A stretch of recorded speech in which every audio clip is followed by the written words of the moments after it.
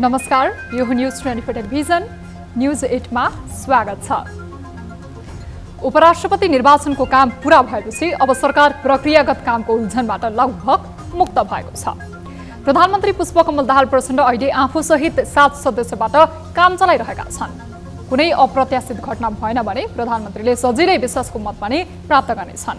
त्यसपछि मन्त्रीमण्डलको विस्तारले 2-4 दिन अलमल हुन सक्ला। त्यसपछिका दिनहरू सामान्य अवस्थामा रहने आंकलन गरिएको छ। अर्थात् प्रधानमन्त्री प्रचण्डका लागि आगामी दिनहरू सुनौला रहनेछन्। ती दिनहरूको सदुपयोग गर्दै उनले आफ्नो काँधमाथि राष्ट्रपतिको अभिभार पूरा गर्ने प्रयास गर्नेछन् भन्ने कामनासम्म गर्न सकिन्छ।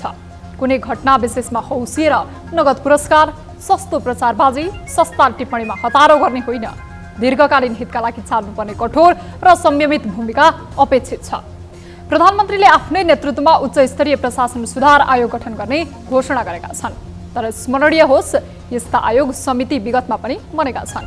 तिनै आयोगहरूले दिएको सुझाव कठोरतापूर्वक कार्यान्वयन गरेर प्रधानमन्त्रीले सुधारको प्रयास गरून्। क्रिकेट हेर्न त्रिवी मैदानमा पुग्दा प्रधानमन्त्रीले खेल देखे कि दर्शक रूपमा चढेर हेरेको पनि देखे। त्यसबाट प्रधानमन्त्रीको चेतको समीक्षा हुन्छ। आफै प्रधानमन्त्री पुत्री भरतपुर महानगरमा मेयर भएको यो स्वर्णिम अवसरलाई सदुपयोग गर्दै अलपत्र परेको गौतम बुद्ध अन्तर्राष्ट्रिय क्रिकेट मैदानको काम पूरा गरून्। अहिलेको चासोको विषय क्रिकेटमा मात्रै ध्यान केन्द्रित गर्ने होइन। समग्र कार्य सम्पादनमा प्रधानमन्त्री प्रचण्डले कुनै कम्पनीको कार्यकारी प्रमुखले चाहिँ आफ्नो दक्षता पुष्टि गरून्।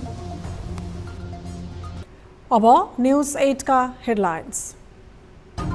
चैत्र 10 सम्म सरकार विस्तार गर्ने प्रधानमन्त्रीको तयारी। शक्तिशाली मन्त्रालयमा नेकपा यसको दाबी। दोस्रो कार्यकालमा प्रधानमन्त्री नछाड्ने। देशद्रोही गतिविधि बढे पनि सरकार मौन रहेको ओलीको आरोप।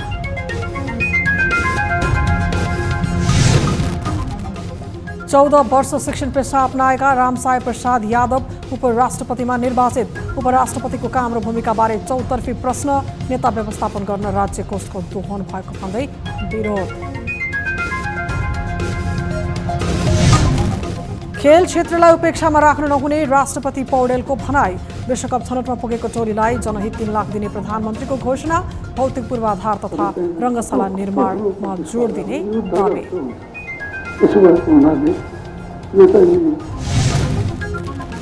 ए डिभिजन लिगको आजको खेलमा गोलरहित बराबरी गर्दै चर्च बोइज र मछिन्द्रले अङ्क बाँडे। 3 स्टारमाथि जावला खेलको रोमाञ्चक जित।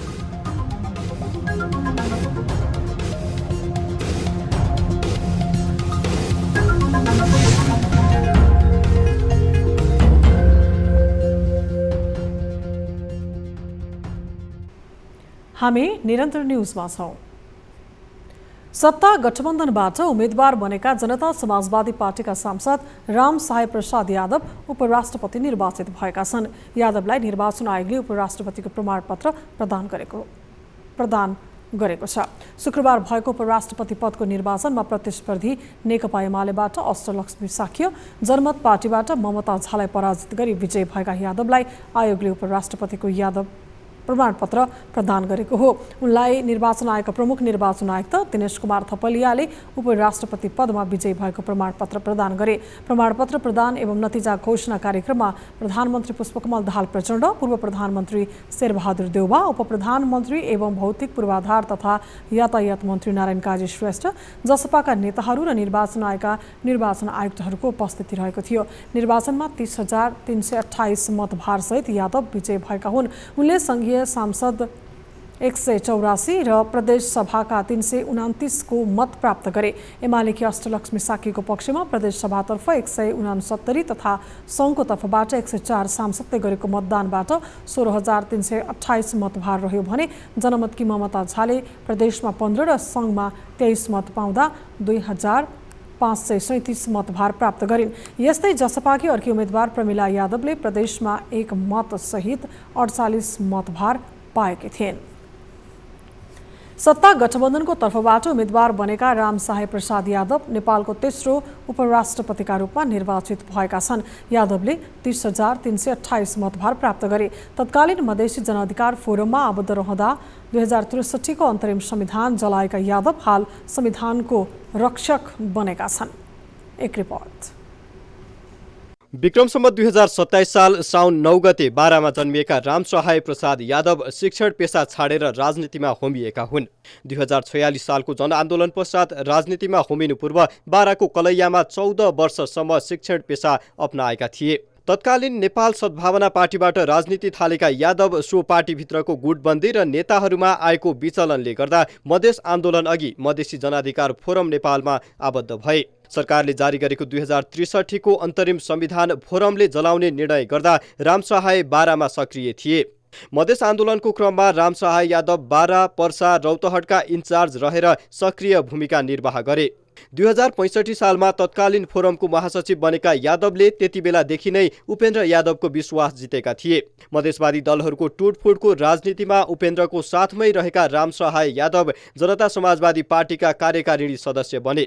2064 मा संविधान सभा सदस्यमा निर्वाचित उनी 2074 मा बारा क्षेत्र नम्बर 2 बाट प्रतिनिधि सभा सदस्यमा निर्वाचित भए। गत निर्वाचनमा नेकपा एमालेसँगको गठबन्धनमा उनी बारा 2 बाटै निर्वाचित भएका हुन्। यादव देउवा नेतृत्वको यसअघिको सरकारमा पहिलो पटक मन्त्री बनेका थिए। वन तथा वातावरण मन्त्रीको जिम्मेवारी पाएका यादव त्यस यता पार्टी अध्यक्ष उपेन्द्रको कृपा दृष्टिमा पर्दै आएका छन्। जसपाभित्र शालीन र स्वच्छ राजनीतिक छवि बनाएका यादव अध्यक्षको विश्वासिलो पात्रका रूपमा मानिन्छन्। अध्यक्षले संसदीय दलको नेताको जिम्मेवारी अशोक राईलाई नदिएर यादवलाई दिएका थिए। हाल उनै रामसहायलाई उपराष्ट्रपतिमा निर्वाचित गराएर उपनिर्वाचन मार्फत उपेन्द्र यादव संसद छिर्ने प्रयासमा छन्। उपराष्ट्रपतिमा मनोनयन दर्ताका क्रममा यादवको उम्मेदवारीले समावेशी सहभागिताको संवैधानिक मर्ममाथिकै प्रहार भएको भन्दै विरोध समेत भयो। निर्वाचन आयोगले राष्ट्रपतिमा पुरुष उम्मेदवार निर्वाचित भइसकेको अवस्थामा उपराष्ट्रपतिमा पुरुष उम्मेदवारको मनोनयन नै दर्ता नगर्ने तयारी गरे पनि कानुनी अस्पष्टताका बीच उनको उम्मेदवारी सदर भएको थियो। सत्ता गठबन्धनबाट उम्मेदवार बनेका रामसहायलाई साझा उम्मेदवार बन्न सकस पर्यो। समग्र सत्ता गठबन्धनको साथ नपाए पनि सत्तारूढ प्रमुख 4 दलको साथले यादव नेपालको तेस्रो उपराष्ट्रपतिका रूपमा निर्वाचित भएका छन्। उपराष्ट्रपतिमा निर्वाचित यादवले विगतमा संविधानप्रति जस्तो असहमति जनाए पनि अब भने संविधानको रक्षक बन्ने बताएका छन्। राष्ट्रपति उपराष्ट्रपतिको जे काम कर्तव्य र अधिकार छ त्यो अनुसार सबभन्दा प्रथम त संविधानको पालना गर्ने, संविधानको रक्षा गर्ने र राष्ट्रिय एकतालाई प्रवर्धन गर्ने मेरो प्राथमिकता हुनेछ, मेरो भूमिका रहनेछ र नेपाललाई एउटा समतामूलक, एउटा समृद्ध मुलुकको रूपमा विकसित गर्नमा मेरो भूमिका रहनेछ। मधेसवादी क्षेत्रीय राजनीतिबाट राष्ट्रिय राजनीतिमा उदाएका यादवको राजनीतिक पृष्ठभूमिका आधारमा उपराष्ट्रपतिको रूपमा पनि कुशलतापूर्वक कार्य सम्पादन हुने विश्वास गरिएको छ। न्युज 24 टेलिभिजनका लागि टिभी जर्नलिस्ट सुजन चालिसे, काठमाडौँ। गठबन्धन फेरिएसँगै प्रधानमन्त्री पुष्पकमल दाहाल प्रचण्डले विश्वासको मत लिनुपर्ने बाध्यता आइलागेको छ। प्रचण्डले विश्वासको मत लिनका लागि चैत 6 गतेलाई व्यवस्था मिलाउन संसद सचिवालयलाई पत्र समेत लेखिसकेका छन्। तर सरकारले विश्वासको मत लिनु अघि नै मुलुकको व्यवस्था विरुद्ध अभियान चल्न थालेको भन्दै प्रतिपक्षी दल एमाले सरकारको ध्यान आकर्षण गराएको छ। एक रिपोर्ट। एमाले माओवादी केन्द्रको गठबन्धन भत्किएसँगै कांग्रेस माओवादी केन्द्र सहितको गठबन्धन बनेको छ। सरकारमा आलो पालो गर्नुपर्ने माग खुलेरै यस गठबन्धनमा उठ्न थालेका छन्।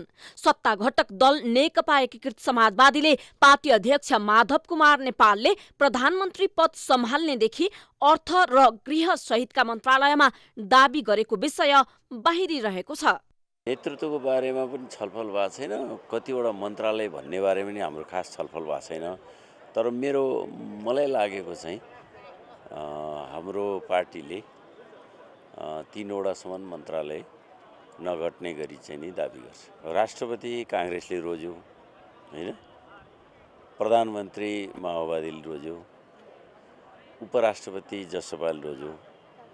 अब हाम्रो अहिलेको समीकरणभित्रको चौथो ठुलो दल हो हामी हैन।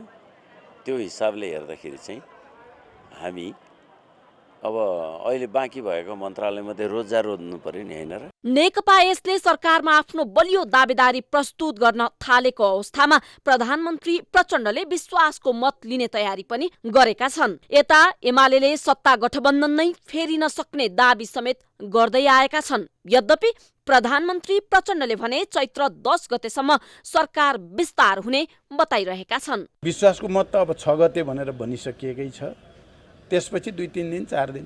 प्रचण्ड र सत्तारूढ दल सरकार विस्तारदेखि विभिन्न काममा लागे पनि प्रतिपक्षी दल नेकपा एमाले भने देशद्रोही गतिविधि बढ्न थालेको भन्दै सरकारको ध्यानाकर्षण गराइरहेको छ। ओलीले मुलुकमा देशद्रोही अभियान चलिरहँदा पनि सरकार कानमा तेल हालेर बसेको भन्दै आपत्ति समेत जनाएका छन्। व्यवसायी दुर्गा प्रसाईका देशद्रोही गतिविधिलाई सरकारले तत्काल नियन्त्रणमा नलिए जनताले त्यसको कडा प्रतिवाद गर्ने चेतावनी ओलीको छ। यो देशको सन्तान भन्न पनि नसुहाउने देशद्रोही कुरा गरेर मान्छे हिँडिराखेको छ। सरकारले लगाएको कि नलगाएको सरकार सुन्छ कि सुन्दैन?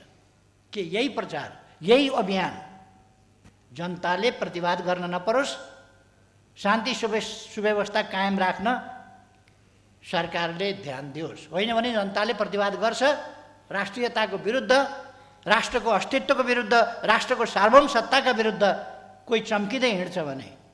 यता कांग्रेसले पनि प्रचण्डलाई धोका दिएर सत्ता शक्तिमा चलखेल गर्छ कि भन्ने आशंका पनि बढिरहेको बताउँछन् विश्लेषकहरू। तर पनि प्रचण्ड यस अविश्वासको वातावरणका बीच विश्वासको मत लिने तयारीमा देखिन्छन्। ओलीले भने झैं दुर्गा प्रसाईको गतिविधिले मुलुकको सार्वभौमिकता र संविधानलाई चुनौती पनि दिइरहेको देखिन्छ। दुर्गा प्रसाईको यस्तो अभिव्यक्तिले सार्वभौमिकता र संविधानलाई साँच्चै चुनौती नै दिएको हो त? यो गम्भीर विषय पनि हो। तर मन्त्री परिषद विस्तार र विश्वासको मतदेखि राजनीतिक अन्य दाउपेचमै अल्झिएको सरकारले यस्ता गतिविधिमा नियन्त्रण गर्दै मुलुकलाई निकास दिनेतर्फ ध्यान दिन सक्ला? प्रश्न भने अनुत्तरित छ। न्युज 24 टेलिभिजनका लागि राजनीतिक ब्युरो। उपराष्ट्रपति निर्वाचनका लागि शुक्रबार मतदाताहरूको उत्साहपूर्ण सहभागिता रह्यो। 3 राजनीतिक दलका 4 उम्मेद्वार रहेको उपराष्ट्रपति निर्वाचनमा मतदान गर्न किरियापुत्रीदेखि अस्पताल भर्ना भएका घाइते मन्त्री समेत सहभागी थिए। उपराष्ट्रपतिका लागि प्रदेश सांसदको मतभार 48 रहेको थियो। एक भोटको पनि अर्थपूर्ण तथा निर्णायक हुने भएका कारण सांसदहरू जटिल परिस्थितिका बीच निर्वाचनमा सहभागी भएका हुन्। एक रिपोर्ट। उपराष्ट्रपति निर्वाचनका लागि सत्ता गठबन्धन दलहरूबाट 1 जना उम्मेद्वार उठाउने तयारी थियो। सहमति नजुटेपछि गठबन्धनबाटै 3 जनाको उम्मेदवारी पर्यो। जसपाबाट गठबन्धन उम्मेद्वार राम सहाय यादव र प्रमिला कुमारी यादवको उम्मेदवारी परेको थियो। अन्तिम समयमा नामावली फिर्ता नलिएपछि प्रमिलाको उम्मेदवारी कायमै रहे पनि उनले आफ्नो उम्मेदवारी निष्क्रिय पारेकी थिइन्। सत्तारूढ दल जनमत पार्टीबाट ममता झाले पनि आफ्नो उम्मेदवारी कायमै राखेकी थिइन्। यस्तै नेकपा एमालेबाट अष्टलक्ष्मी साक्य उपराष्ट्रपति उम्मेद्वार थिइन्। उपराष्ट्रपति निर्वाचनका लागि संघीय संसदका दुवै सदनका सदस्य तथा प्रदेशसभा सदस्य मतदाता रहेकाले विभिन्न परिस्थितिका बावजुद पनि शुक्रबार सक्रियपूर्वक निर्वाचनमा भाग लिएका थिए। उपराष्ट्रपति निर्वाचनमा मतदान गर्नका लागि बुवाको क्रिया बसेका गण्डकी प्रदेश सांसद प्रकाश बराल पनि विमान चढेर काठमाडौँ आएका थिए। प्रदेशसभा सदस्य बरालका बुवा लोकराज बरालको गत फागुन 26 गते निधन भएको थियो। बुवाको निधनमा क्रिया बसेका बराल शुक्रबार पोखराबाट विमान चढेर काठमाडौँ आइपुगेका हुन्। नेपाली कांग्रेसबाट गण्डकी प्रदेशसभा सदस्य निर्वाचित भएका बराल पोखराका स्थायी बासिन्दा हुन्। बुवाको क्रिया बसेको 8औं दिनका दिन उनी कोरा लगाएर नयाँ बानेश्वर स्थित मतदान केन्द्र आइपुगे। यस्तै जनता समाजवादी पार्टी जसपाबाट मध्य प्रदेशसभा सदस्यमा निर्वाचित भई सामाजिक विकास राज्यमन्त्री समेत रहेका मोहम्मद अब्दुल कलाम आजादलाई पनि अस्पतालको शय्याबाट एम्बुलेन्समा राखेर संसद भवन नयाँ बानेश्वर ल्याइएको थियो। खुट्टामा चोट लागेर काठमाडौँ स्थित ट्रमा सेन्टरमा उपचार गराइरहेका राज्यमन्त्री आजादलाई एम्बुलेन्समा राखेर मतदान स्थल ल्याइ पुर्याइएको हो।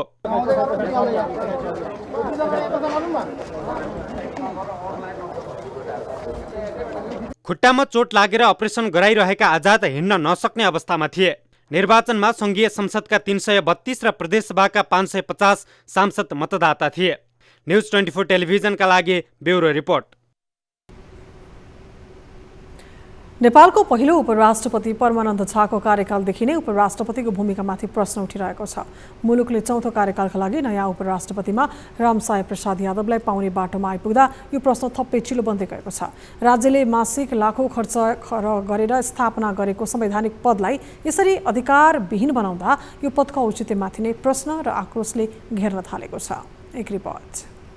राष्ट्रपति र उपराष्ट्रपतिको पारिश्रमिक र सेवा सम्बन्धी ऐन 2074मा उपराष्ट्रपतिको आफ्नो कार्यकालमा पाउने तलब भत्ता, सेवा सुविधा तथा निजी सचिवालयको व्यवस्था गरिएको छ। ऐनको दफा 1 मा उपराष्ट्रपतिको मासिक पारिश्रमिकको व्यवस्था छ, जस बमोजिम उपराष्ट्रपतिले प्रति महिना 1,08,030 रुपैयाँ पारिश्रमिक पाउनेछन्। साथै ऐनको दफा 7 अनुसार अतिथि सत्कार तथा भइपरि आउने खर्चका लागि मासिक पारिश्रमिक बराबरको रकम पनि उपलब्ध हुनेछ।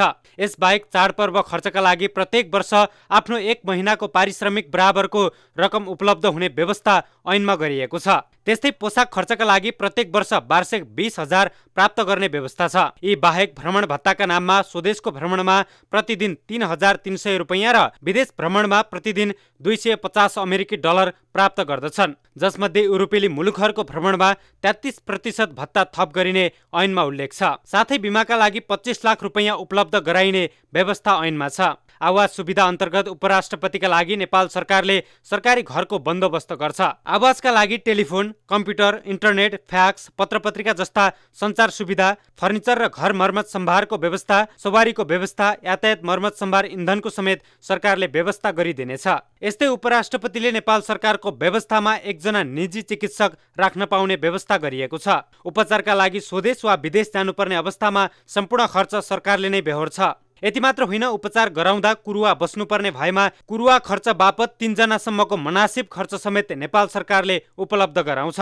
उपराष्ट्रपतिले आफ्नो निजी सचिवालयमा 8 वटा पदमा नियुक्त गर्न सक्नेछन्, जसमध्ये प्रमुख स्वकीय सचिव 1, उपस्वकीय सचिव 1, स्वकीय अधिकृत 2, कम्प्युटर सहायक 1, फोटोग्राफर 1, प्रेस संयोजक 1, सवारी चालक 3, कार्यालय सहयोगी 3। राज्यले 1 जना उपराष्ट्रपतिका लागि मासिक लाखौं रकम खर्चिरहेको छ, तर त्यही पदको भूमिकालाई लिएर भने बारम्बार प्रश्न उठ्ने गरेका छन्। नेपालको संविधानको धारा 67 मा उल्लेख गरिए अनुसार राष्ट्रपतिको अनुपस्थितिमा राष्ट्रपतिबाट गरिने काम कारबाही उपराष्ट्रपतिबाट गरिने भनिएको छ। तर यति काममा मात्रै यो पदलाई सीमित राख्नु कति उचित हो? प्रश्न स्वाभाविक बन्न पुगेको छ। यसअघिका 2 उपराष्ट्रपतिले पनि आफ्नो कार्यकालमा विज्ञप्ति जारी गर्ने र शुभकामना दिने बाहेक खासै महत्त्वपूर्ण भूमिका देखाएका थिएनन्। त्यसैले राज्यले लगानी गरेपछि प्रतिफल आउने गरी उपराष्ट्रपतिको भूमिका थप गर्नुपर्ने अधिवक्ता डाक्टर सुनिल रञ्जन सिंह बताउँछन्। राष्ट्रपति मुलुकमा नभएको बेला अधिकार सुम्पिएको काम गर्ने हो उपराष्ट्रपतिले, अथवा राष्ट्रपतिको मृत्यु भएमा त्यतिखेर राष्ट्रपतिको हैसियतमा काम गर्ने हो। ती कामहरू छन्, तर वास्तवमा त्यतिले मात्रै त्यो पदको गरिमा राख्न सकिन्न र त्यो पदमा जति लगानी भएको छ त्यसको प्रतिफल पनि पाउनुपर्ने हो हामी जनताले। यसको मतलब मुलुकमा उपराष्ट्रपति पद नै नचाहिने भन्ने होइन। संविधानमै व्यवस्था गरिएको पदलाई अंगीकार गर्नै पर्छ। बरु उपराष्ट्रपतिको अधिकार थप गरी यसलाई कसरी परिणाममुखी बनाउन सकिन्छ भन्नेतर्फ सबैको ध्यान दिन जरुरी छ। उपराष्ट्रपति पद नेता व्यवस्थापनका लागि थापना गरिएको जस्तो देखिन थालेकाले जनआक्रोश र विरोध बढ्दो क्रममा छ। उपराष्ट्रपतिको भूमिकालाई कानुनमै व्यवस्था गरेर जिम्मेवारी र खर्च अनुसारको काम दिनै पर्नेमा चुक्न हुँदैन, अन्यथा यो पदबारे विवाद र विरोध थप पेचिलो बन्नेमा कुनै आशंका छैन। न्युज 24 टेलिभिजनका लागि क्यामेरामा सुनिल गुरुङका साथमा टिभी जर्नलिस्ट दल रिजाल, काठमाडौँ। हामी निरन्तर न्युजमा छौं। राष्ट्रपति रामचन्द्र पौडेलले खेलकुद क्षेत्रलाई उपेक्षा गर्न नहुने बताएका छन्। आइसिसी लिग 2 मा तेस्रो स्थान प्राप्त गर्न सफल नेपाली राष्ट्रिय क्रिकेट टोलीलाई शुक्रबार शीतल निवासमा बोलाएर बधाई दिँदै राष्ट्रपति पौडेलले सरकारले खेलकुदलाई उपेक्षित क्षेत्रमा राख्न नहुने बताएका हुन्। उनले नेपाली क्रिकेट टिमले राष्ट्रको इज्जत र गौरवलाई बढाएको समेत बताएका छन्।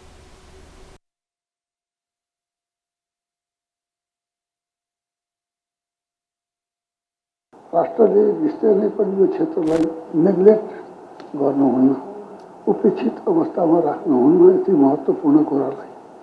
किनभने यहाँ त विश्वका राष्ट्रहरूको चाहिँ प्रतिस्पर्धा हुन्छ र त्यहाँ कत्रो ठुलो प्रतिस्पर्धा हुन्छ, युद्ध जस्तो हुन्छ। त्यसो भएको हुनाले यो चाहिँ हामीले पनि हाम्रो राष्ट्रको शान राख्नको लागि यो खेलकुद क्षेत्रलाई हामीले विशेष ध्यान दिएर राष्ट्रपति पौडेलले खेलाडीहरूको मनोबल बढाउन सरकार लाग्नुपर्ने समेत बताएका छन्। जिम्बाब्वेमा हुने विश्वकप क्रिकेट छनौटमा पुग्न सफल नेपाली खेलाडीलाई सरकारले जनहित 3 लाख रुपैयाँ दिने घोषणा गरेको छ।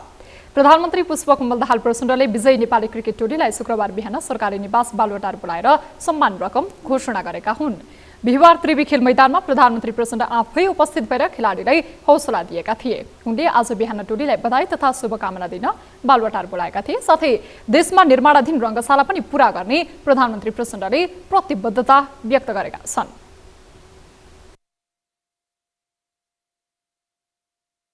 सुविधा सम्पन्न क्रिकेट रङ्गशाला निर्माण कार्य तीव्रताका साथ अगाडि बढाउन नेपाल सरकारको तर्फबाट प्रयास भइरहेको छ। देशका विभिन्न ठाउँमा र अझ चाहिँ चितवनको भरतपुर महानगरपालिका अन्तर्गत अन्तर्राष्ट्रिय स्तरको क्रिकेट मैदान बनाउने प्रक्रियालाई पनि त्यहाँ देखा परेका केही प्राविधिक जटिलतालाई समाधान गरेर हामी अगाडि बढाउँदैछौँ। प्रचण्डले त्रिवी क्रिकेट मैदानको स्तरोन्नतिमा तत्काल काम गर्न राष्ट्रिय खेलकुद परिषदलाई निर्देशन समेत दिएका छन्। बिहिबार भएको विश्वकप लिग 2 को अन्तिम खेलमा युएलाई 9 रनले पराजित गर्दै नेपाली टोली विश्वकप क्वालिफायरमा प्रवेश गरेको छ। अब नेपाल जिम्बाब्वेमा हुने विश्वकप छनौट खेल्नेछ। 10 टिम सहभागी टोलीमा 2 सम्मका शीर्ष 2 टोलीले भारतमा हुने विश्वकप खेल्न पाउनेछन्। निर्वाचन आयोगले उपराष्ट्रपतिको निर्वाचन अघि उम्मेद्वार तोकेर मतदान गर्ने निर्णय मात्रै नभई दलीय बैठक नै नडाक्न निर्देशन दिएको थियो। तर सत्ता गठबन्धन दलहरूले निर्वाचन आयोगको निर्देशनलाई बेवास्ता गरे।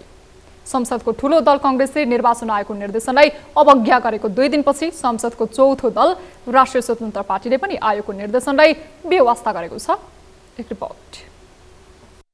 निर्वाचन आयोगले निर्वाचनको समयमा निर्वाचन मत परिणामलाई प्रभावित पार्ने कुनै पनि किसिमका विषयलाई रोक लगाउनु उसको दायित्व हो। आयोगले निर्वाचनलाई निष्पक्ष र स्वच्छ वातावरणमा सम्पन्न गराई निर्वाचनप्रति आम जनताको विश्वास कायम गर्न निर्वाचनको निश्चित समयमा मौन अवधि वा प्रचार प्रसार रोक लगाउने अभ्यास गर्दै आएको छ। तर दलहरूले आयोगको निर्णय अवज्ञा गर्दै निर्णय गर्छन् र आयोगले स्पष्टीकरण सोध्ने बाहेकका निर्णय गर्न नसक्दा दलहरूले बलमिच्याइ गर्ने क्रम थप बढ्दो क्रममा छ। लोकतन्त्रमा विश्वास गर्नेहरूले निर्वाचन प्रणालीलाई नै विकृत बनाउँदै लगेमा यसप्रति जनताले विश्वास गर्लान् प्रश्न उब्जिन थालेको छ।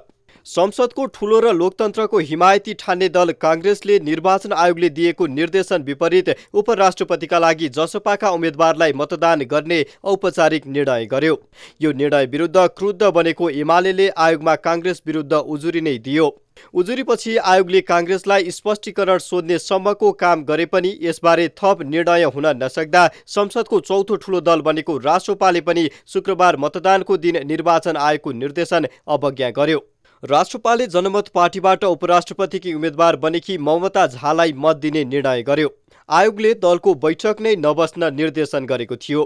तर आयोगको आग्रहलाई बेवास्ता गर्दै राष्ट्रपाले गरेको निर्णयले आयोगको निरीहता स्पष्ट भएको छ।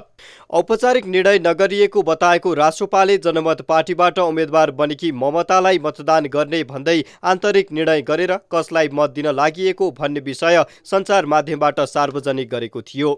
निर्वाचन कसूर तथा सजाय ऐन 73 को दफा 24 को 5 तथा निर्वाचन आचार संहिता 2079 को दफा 17 बमोजिम उक्त अवधिमा निर्वाचन प्रचार प्रसार लगायत कुनै पनि प्रकारका छलफल, अन्तर्क्रिया, सभा, सम्मेलन, कार्यशाला, गोष्ठी आदि गर्न पाइँदैन। साथै उम्मेद्वारको पक्ष वा विपक्षमा कुनै पनि प्रकारको प्रचार प्रसार गर्न, मत माग्न, SMS, फेसबुक, भाइबर जस्ता विद्युतीय माध्यम तथा सामाजिक सञ्जालबाट मत माग्न समेत निषेध छ। यसरी निर्वाचन कसूर तथा सजाय ऐन 73 को दफा 24 को 5 विपरीत काम गर्ने गरेको पाइएमा यही दफाको उपदफा 7 अनुसार 25,000 सम्म जरिवाना गर्न सकिने अवस्था छ। तर आयोगले कारबाही गर्ने हिम्मत गर्न नसक्दा समस्या सिर्जना हुँदै आएको छ। रासोपा र कांग्रेसले उपराष्ट्रपति निर्वाचनका लागि आचार संहिता जारी भइसकेपछि मत दिने निर्णय गरेकाले यी दलहरू कारबाहीको भागीदार बन्नुपर्नेमा कुनै आशंका छैन। तर आयोगले कस्तो निर्णय गर्छ त्यो भने हेर्न बाँकी नै छ। न्युज 24 टेलिभिजनका लागि राजनीतिक ब्युरो। नेकपा एमालेका अध्यक्ष केपी शर्मा ओलीले मुलुकले विद्युत व्यापार गर्ने बेला नभएको बताएका छन्। भारतले नेपालबाट खरिद गर्दै आएको मूल्यप्रति संकेत गर्दै अध्यक्ष ओलीले 6 रुपैयाँ प्रति युनिटमा विद्युत बिक्री गरेर त्यसको दोब्बर मूल्य 12 रुपैयाँमा विद्युत खरिद गर्न नहुने बताएका हुन्। शुक्रबार काठमाडौँमा आयोजित नेपाल विद्युत प्राधिकरण कर्मचारी युनियनको 11औं राष्ट्रिय महाधिवेशनको उद्घाटन सत्रमा बोल्दै उनले यस्तो बताएका हुन्। भारतले आफ्नो बार्गेनिङ क्षमतामाथि पार्नका लागि विद्युत आवश्यक नभएको गलत प्रचार गर्ने गरेकोले नेपाल त्यसको भ्रममा पर्न नहुने ओलीको भनाइ छ। उनले मुलुकभित्रै विद्युत खपत गरेर उत्पादनमूलक उद्योगको स्थापना गरेपछि मात्रै यसको बिक्रीको कुरा गर्न उपयुक्त हुने बताएका छन्। भारतले 2.5 रुपैयाँमा प्रति युनिट आफ्नो जनतालाई विद्युत दिने गरेको, तर नेपाललाई भने प्रति युनिट 12 रुपैयाँमा बेच्ने काम गरेर अन्याय गरेको ओलीको जिकिर छ।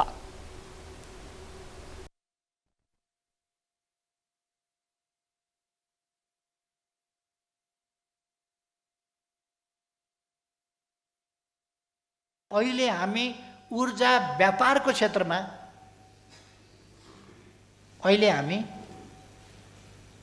ऊर्जा किनिराखेका छौँ, किन्छौँ महँगो। हामीलाई व्यापारको खूब सौख छ, किन्छौँ 12 रुपियाँमा, उपभोक्ता कहाँ पुग्दा 38सम्म पुग्यो पोहोर साल, बेच्छौँ कतिमा तपाईँहरूलाई थाहा हो। अध्यक्ष ओलीले मुलुकमा देशद्रोही अभियान चलाइरहँदा पनि सरकार कानमा तेल हालेर बसेको भन्दै आपत्ति समेत जनाएका छन्। व्यवसायी दुर्गा प्रसाईका देशद्रोही गतिविधिलाई सरकारले तत्काल नियन्त्रणमा नलिए जनताले त्यसको प्रतिकार गर्ने ओलीको चेतावनी छ। उनले साग र साइकल सस्तोमा पाइन्छ भनेर देश नै अर्को देशमा मिसाइदिने अभिव्यक्ति दिनेलाई सरकारले किन नसुनेको भनी प्रश्न समेत गरेका छन्। न्युजहरू अझै बाँकी नै छन्, अब पालो ब्रेकको।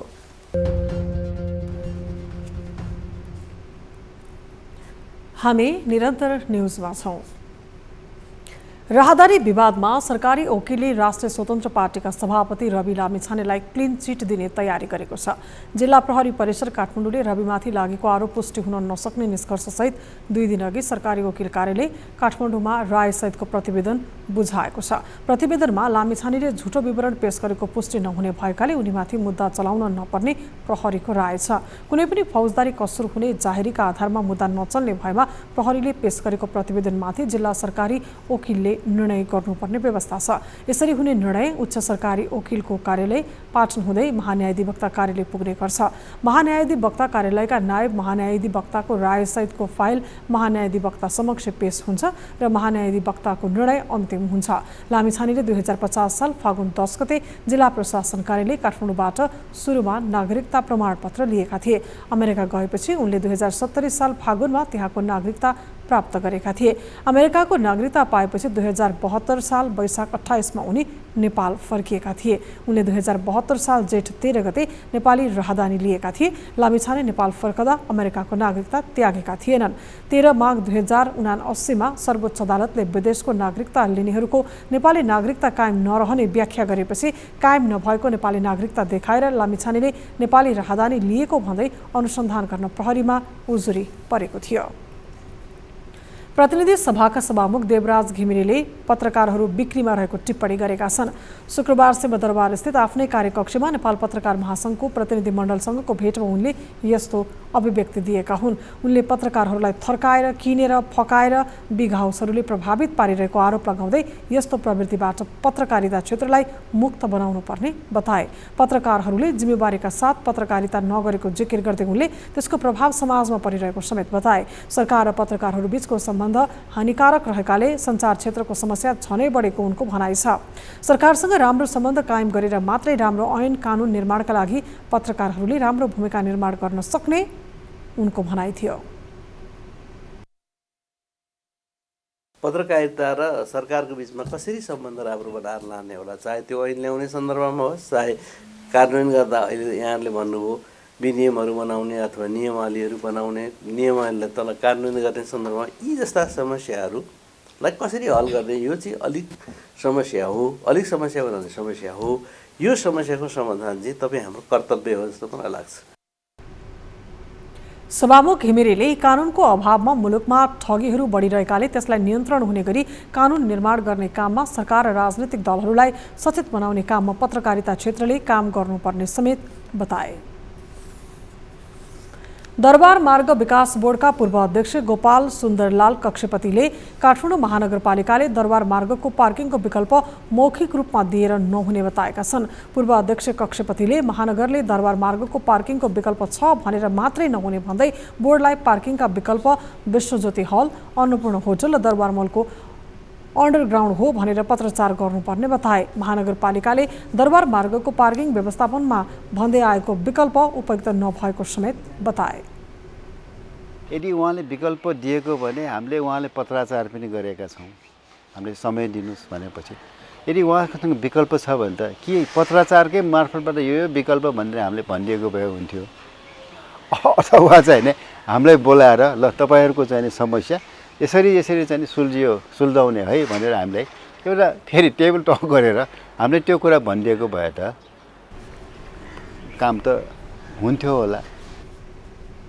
महानगरले दरबार मार्ग विकास बोर्डसँग समन्वय गरेर दरबार मार्गलाई कसरी राम्रो बनाउने भनेर समन्वय गरे थप राम्रो हुने पूर्व अध्यक्ष कक्षपतिको भनाइ छ। 30 वर्ष पुरानो भवनबाट सेवा प्रभाग गर्दै आएको काठमाडौँको कान्तिबाल अस्पतालले 6 अर्ब लागतमा 1000 शय्याको नयाँ भवन निर्माण गर्ने तयारी गरेको छ। नयाँ निर्माण गर्न लागि अस्पताल भवनको विस्तृत आयोजना प्रतिवेदन DPR तयार भएको छ। सरकारले आर्थिक वर्ष 2077-78 को नीति तथा कार्यक्रम र बजेटमा यो अस्पताललाई बाल स्वास्थ्य अध्ययन संस्थान बनाउने घोषणा गरेको थियो। सोही अनुरूप नै बाल स्वास्थ्य विज्ञान संस्थान बनाउनको लागि सरकारले DPR तयार गरेर अगाडि बढ्ने अनुमति समेत प्रदान गरेको हो। अस्पतालको DPR सरकारलाई बुझाएर आगामी आर्थिक वर्षबाट भवन निर्माण सुरु गरिने अस्पतालले जनाएको छ।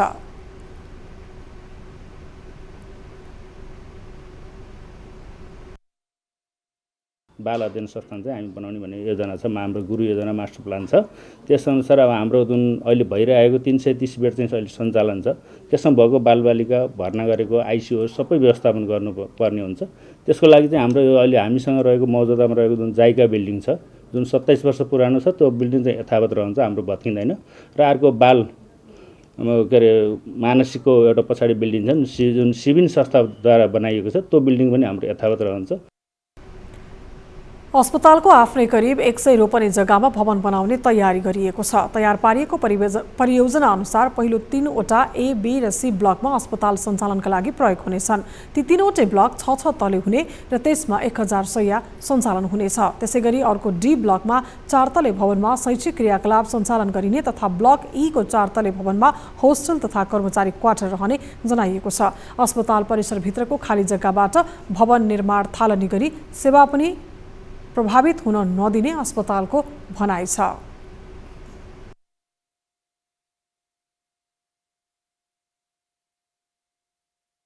गर्दै जाँदा हामीसँग बजेट थिएन, 1 लाख मात्रै बजेट थियो DPR को लागि छुट्याइएको। र त्यसपछि 2078 साल फागुनको 11 गते म आइसकेपछि हामी गएर शहरी विकासको भवन आयोजनाको जुन इन्जिनियर हुन्छ महानिर्देशक उहाँहरूसँग बसेर एउटा छलफल गऱ्यौँ र हामीले कार्यान्वयन गर्ने अगाडि DPR गर्ने निर्णय गऱ्यौँ। त्यसपछि कार्यान्वयनमा गयो यो चाहिँ, र त्यो सम्पूर्ण खर्च DPR को चाहिँ शहरी विकास भवन उहाँहरूले बेहोर्नु भएको छ। अस्पताललाई बाल स्वास्थ्य अध्ययन संस्थानमा परिणत गरिएसँगै नेपाल सरकारको बाल उपचारको राष्ट्रिय नीति तर्जुमा गर्ने मुख्य सहयोगी केन्द्रको रूपमा विकास हुने अपेक्षा समेत अस्पतालको छ। यो अस्पतालले दैनिक 700 भन्दा बढी OPD सेवा दिँदै आएको छ। हामी निरन्तर न्युजमा छौं। विकास निर्माण र विभिन्न ठूला आयोजनाहरूले गर्दा रूपन्देहीको नाम राम्रो र सम्पन्न जिल्लाको रूपमा लिने गरिन्छ।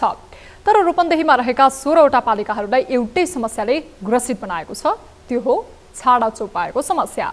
छाडा चौपायाले सवारी दुर्घटनाको जोखिम पनि बढाएको छ। सबैको साझा समस्या समाधान गर्न स्थानीय तहहरू एकजुट भएर काम गर्ने रणनीति बनाउन थालेका छन्। रूपन्देहीको तिलोत्तमा नगरपालिकाले सडकमा आएका गाई गोरुको व्यवस्थापनका लागि भन्दै 2वटा गौशाला सञ्चालन गरेको छ। एउटा चौपाया पाल्नका लागि वार्षिक 1 लाख खर्च हुँदै आएको छ। गौशालामा 335वटा चौपाया राखिए पनि अझै सडकमा गाई गोरु आउन नछाड्दा व्यवस्थापनमा चुनौती बन्न पुगेको छ। साझा रूपमै हामीले समाधान गर्नुपर्छ।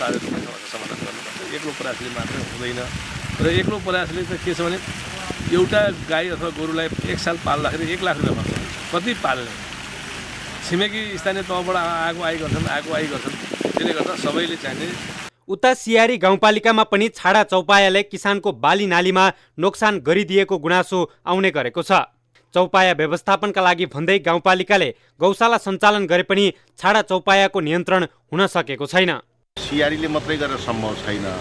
यो जिल्लाभरि चाहिँ एउटा गौशाला निर्माण गरेर जिल्लाभरिकै छाडा चौपाया अरू ठाउँमा चाहिँ राख्ने व्यवस्था मिलाउन सकियो भने अब यो व्यवस्थापन गर्न सकिन्छ।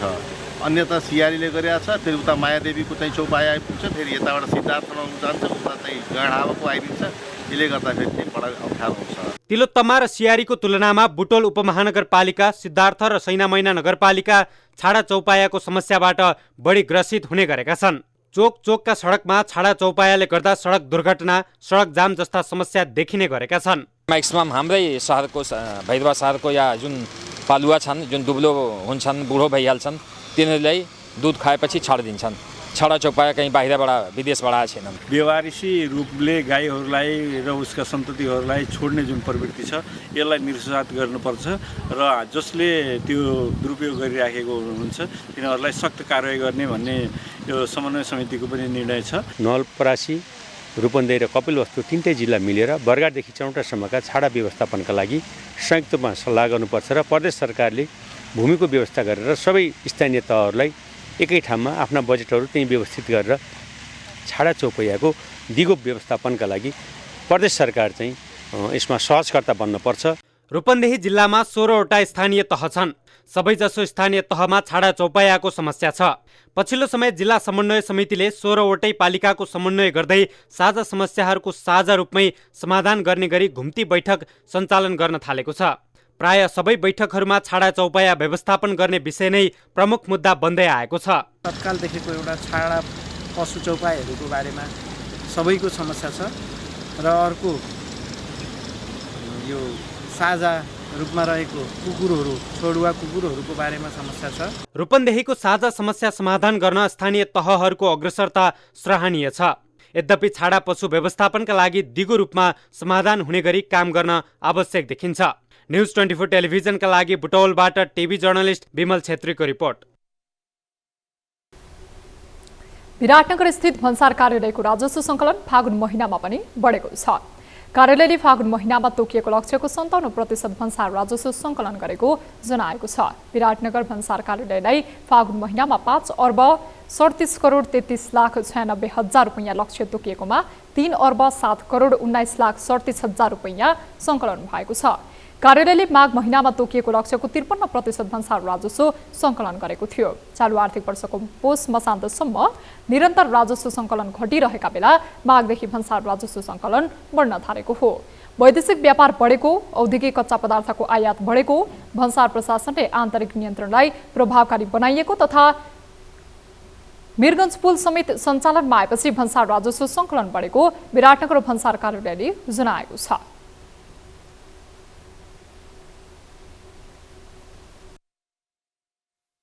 कारोबारमा केही सुधारको सङ्केत पनि हो। वैदेशिक व्यापारको अंशमा थोरै वृद्धिको कारणले पनि एउटा हो भने अर्को भन्सार प्रशासनले आफूले गर्ने काम कारबाहीलाई थप व्यवस्थित सुधार गर्ने र आन्तरिक नियन्त्रणलाई थप व्यवस्थित गरेको पार्टबाट पनि केही सपोर्ट भएको छ। चालु आर्थिक वर्ष 2079-80 का लागि 60 अर्ब 3 करोड 52 लाख रुपैयाँ भन्सार लक्ष्य तोकिएको छ। अब बिजनेस न्यूज।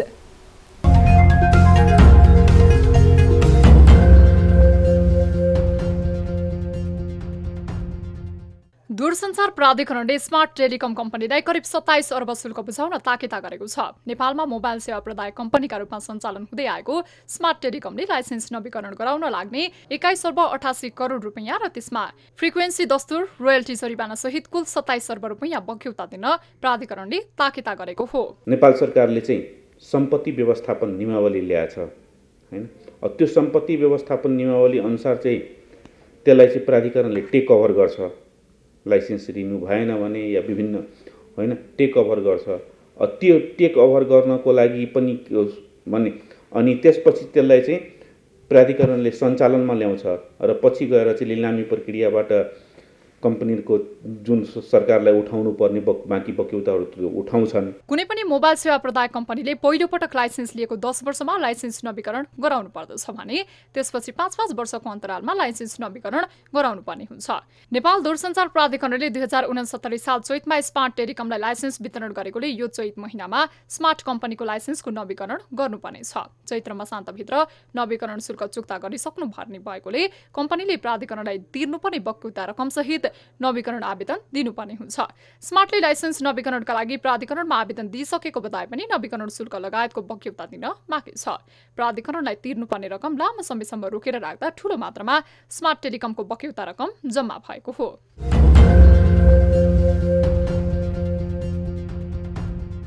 बैंक तथा वित्तीय संस्थाहरूले सरकारले बैंकका कर्मचारीहरूको सुरक्षा ग्यारेन्टी नगरे बैंकिङ सेवा नै बन्द गर्ने चेतावनी दिएका छन्। शुक्रबार बैंक तथा वित्तीय संस्थाहरूको छाता संगठन नेपाल बैंकर्स संघ सहित डेभलपमेन्ट बैंकर्स एसोसिएसन, नेपाल वित्तीय संस्था संघ र नेपाल लघु वित्त बैंकर्स संघले संयुक्त विज्ञप्ति जारी गर्दै यस्तो चेतावनी दिएका हुन्। बैंकका कर्मचारीमाथि भएको धरपकड, सांघातिक हमला, कार्यालयमा तालाबन्दी जस्ता घटनामा संलग्न दोषीहरूलाई यथाशीघ्र कारबाही गर्न उनीहरूले सरकारसँग माग समेत गरेका छन्। अग्रपंक्तिमा रही सेवा प्रदान गरेका कर्मचारीहरूलाई देशका विभिन्न ठाउँमा भएको धरपकड, सांघातिक हमला, कार्यालयमा गरिएको तालाबन्दी प्रति घोर आपत्ति व्यक्त गर्दै वित्तीय संस्थाहरूले सुरक्षाको माग गरेका हुन्। बैंक तथा वित्तीय संस्थाले निक्षेपकर्ताको बचतलाई सुरक्षा दिँदै ऋणीहरूलाई कर्जा प्रवाह गरी देशमा आवश्यक पुँजी निर्माणमा महत्वपूर्ण भूमिका निर्वाह गरेको उल्लेख गर्दै वित्तीय क्षेत्रलाई आतंकित पार्ने गतिविधि रोक्न सरकारको ध्यानकर्षण समेत गराएका छन्।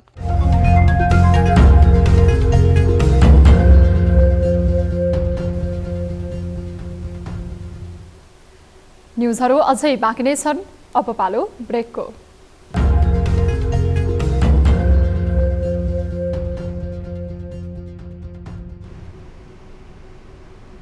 हामी निरन्तर न्युजमा छौँ। अब sports news.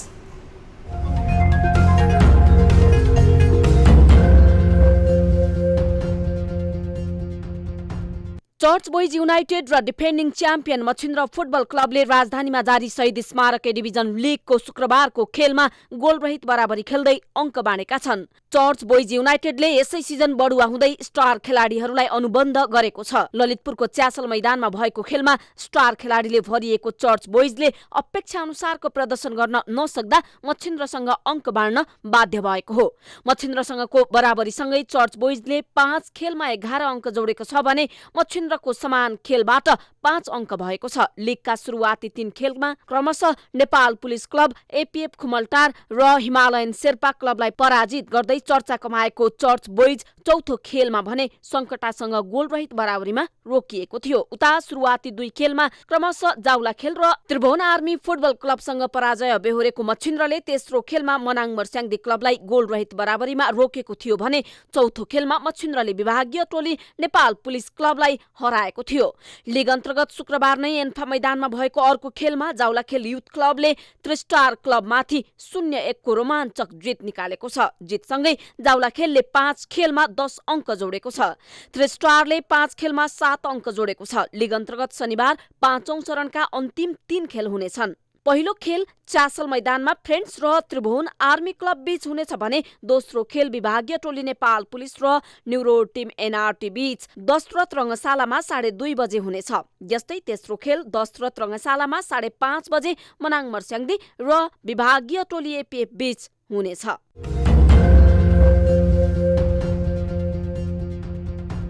Cricket association of नेपालका अध्यक्ष चतुरबहादुर चन्दले आइसिसी विश्वकप छनौट लिग 2 को सफलताले नेपाली क्रिकेट एक तह माथि पुगेको नेपाल क्रिकेट संघले महसुस गरेको बताएका छन्। राष्ट्रिय क्रिकेट टोलीसँगै राष्ट्रपति रामचन्द्र पौडेलसँग शुक्रबार शीतल निवासमा भएको भेटमा उनले क्रिकेट संघले गर्न सक्ने क्षमताले मात्रै नेपाली क्रिकेट खेलाडीहरूको भविष्य सुरक्षित नहुने भएकाले राज्यको यसमा ध्यान जान जरुरी रहेको बताए। राज्यले क्रिकेटलाई प्राथमिकतामा मात्रै नभई खेलकुद क्षेत्रकै पहिलो प्राथमिकताका रूपमा लिनुपर्ने चन्दको जोड छ। क्षमताले मात्रै नेपाली क्रिकेट र नेपाली खेलाडीको भविष्य सुनिश्चित हुँदैन। यसमा खास गरेर नेपाल सरकार राज्यको एकदम यसप्रति ध्यान जानु जरुरी छ भनेर आज बिहानै हामीले सम्माननीय प्रधानमन्त्रीज्यूलाई यो बारेमा भेट्यौँ। उहाँले पनि सम्मान गर्नुभयो, सरकारको तर्फबाट सम्मान समेत गर्नुभयो र राज्यको प्राथमिकतामा मात्रै होइन क्रिकेट पहिलो प्राथमिकतामा खेलकुद क्षेत्रमा पर्नुपर्छ भन्ने हाम्रो एउटा सुझाव छ सरकारलाई र महामहिमज्यू राष्ट्रपतिज्यू मार्फत पनि नेपाल सरकारलाई सोही निर्देशन होस् भन्ने म यहाँ अनुरोध गर्न चाहन्छु। अध्यक्ष चन्दले सरकारले खेलाडीहरूको भविष्य सुनिश्चित गर्नुपर्नेमा पनि जोड दिएका छन्। आगामी दिनमा नेपालले ठूलो प्रतियोगिता खेल्ने भएकाले त्यसका लागि आवश्यक पूर्वाधार तयार गर्न उनले सरकारसँग आग्रह गरेका छन्। राष्ट्रपति रामचन्द्र पौडेलले शुक्रबार आइसिसी लिग 2 मा तेस्रो स्थान प्राप्त गर्न सफल नेपाली राष्ट्रिय क्रिकेट टोलीलाई शीतल निवासमा बोलाएर बधाई तथा शुभकामना दिएका थिए।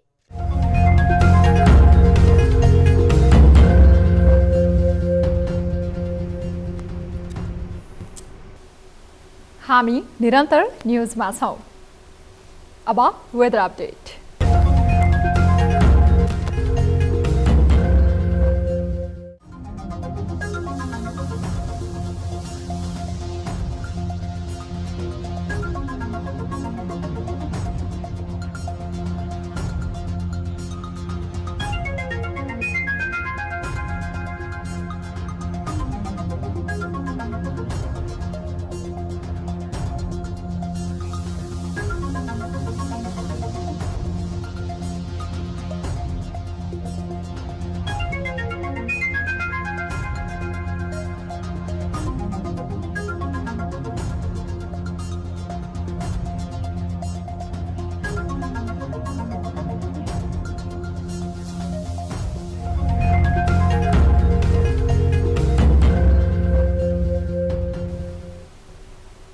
अब न्यूज 8 को अन्त्यमा पुनः हेडलाइन्स।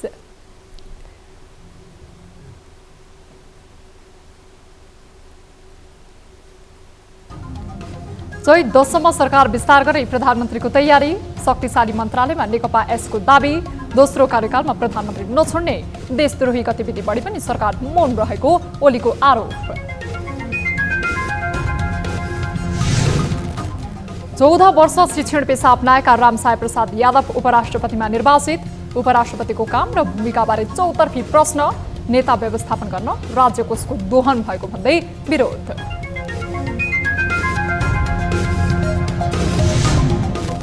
खेल क्षेत्रलाई उपेक्षामा राख्न नहुने राष्ट्रपति पौडेलको भनाई। विश्वकप छनौटमा पुगेको टोलीलाई जनहित 3 लाख दिने प्रधानमन्त्रीको घोषणा। भौतिक पूर्वाधार तथा रङ्गशाला निर्माण जोड दिने दाबी।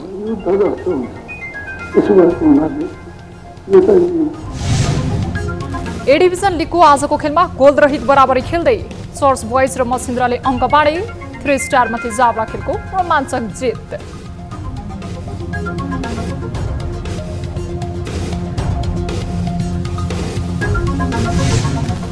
र रुस युक्रेन युद्धपछि चिनिया राष्ट्रपति सी जिनपिङ पहिलो पटक रुस भ्रमणमा जाँदै।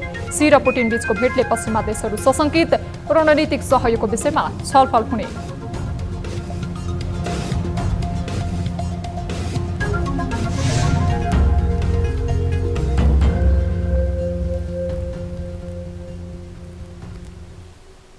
न्युज 8 अहिलेलाई यति नै। जाँदा जाँदै ताली र गालीका लागि हामीले सोधेको प्रश्न। नेपालमा क्रिकेट प्रतिको क्रेज उच्च छ, तर नेपालमा अझैसम्म एउटा पनि आधुनिक क्रिकेट रङ्गशाला बन्न सकेको छैन। यस्तो हुनु सरकारकै कमजोरी हो भन्नेले तालीमा र होइन भन्नेले गालीमा। हाम्रो पात्रको एप्लिकेसनमा गई भोट गर्न सक्नुहुनेछ। थप न्युजका लागि हाम्रो वेबसाइट www.news24nepal.com हेर्नुहोला। साथै हामीलाई फेसबुक, ट्विटर र युट्युबमा पनि फलो गर्न सक्नुहुनेछ। यस्तै मोबाइल, भाइबर र इमेलबाट 24 हेल्प डेस्कमा कुनै समस्या अनि गुनासो छन् भने सम्पर्क गर्न सक्नुहुनेछ। अहिलेलाई बिदा दिनुहोस्। हामी निरन्तर न्युजमा छौं। नमस्ते।